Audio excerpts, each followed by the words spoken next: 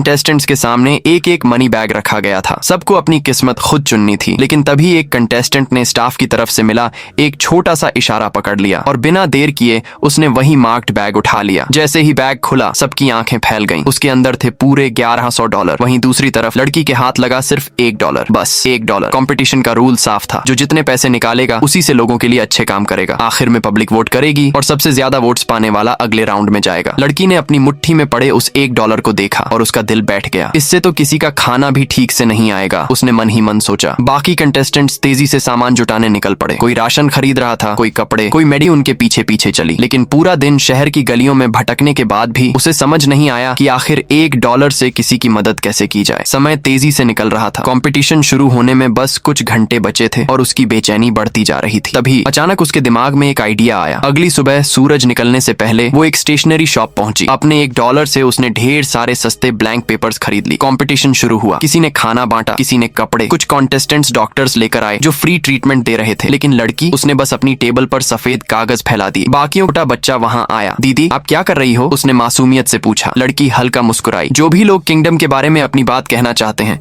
वो यहाँ लिख सकते हैं। मैं ये सब राजा तक पहुँचाऊंगी। बच्चे की आंखें चमक उठी और बस यहीं से सब बदल गया। बच्चे ने ये बात दूसरों को बताई। फिर 1 से 2 लोग आए, 2 से 10। धीरे धीरे उसकी टेबल के सामने लंबी लाइन लग गई। लोग लिखने लगे। किसी ने अपनी परेशानी बताई, किसी ने शिकायत, किसी ने उम्मीद। सबको एहसास हुआ खाना और कपड़े जरूरी हैं, लेकिन उससे भी ज्यादा जरूरी है अपनी आवाज किसी ताकतवर इंसान तक पहुंचाना। पहले की बढ़ती पॉपुलैरिटी देखकर एक राइवल कंटेस्टेंट बेचैन हो उठी। वो लड़की के पास आई, मुस्कुराते हुए पेपर्स उठाए और बोली, जरा प्राइवेट में बात करनी है। उसके बाद लड़की अचानक गायब हो गई। जब जजेस ने कंटेस्टेंट्स को इकट्ठा किया तब सबको पता चला वो वहां थी ही नहीं। राइवल ने तुरंत बात संभाली। शायद उसे समझ आ गया होगा कि वो हार जाएगी, इसलिए कंपटीशन छोड़कर चली गई। जजेस को बात अजीब लगी। उन्होंने तुरंत सर्च टीम भेजी। पूरा दिन निकल गया, रात हो गई, लेकिन लड़की का कोई पता नहीं चला। मजबूरी में वोट काउंटिंग शुरू हुई। राइवल के चेहरे पर कॉन्फिडेंस था, लेकिन रिजल्ट देखते ही उसका चेहरा उतर गया। उसे मिले सिर्फ 5 वोट्स, बाकी कंटेस्टेंट्स को उससे भी कम। अब एक ही बात साफ थी, बाकी सारे वोट्स उस गायब लड़की के नाम थे। बस उसके लौटने का इंतजार था। राइवल के चेहरे पर फिर मुस्कान लौटने लगी। अब तक नहीं आई मतलब खत्म, उसने सोचा। लेकिन तभी सबकी नजर एंट्रेंस की तरफ गई। लड़की वापस आ चुकी थी, थकी हुई लेकिन सुरक्षित। तब सच सामने आया। राइवल ने रास्ते में लोगों को भेजकर उसे रोकने की साजिश रची थी ताकि वो वेन्यू तक पहुंच ही ना सके। लेकिन एक बात वो नहीं जानती थी, राजा शुरू से पूरा कंपटीशन चुपचाप देख रहा था। जैसे ही उसे सब पता चला उसने तुरंत लोगों को भेजकर लड़की को बचा लिया।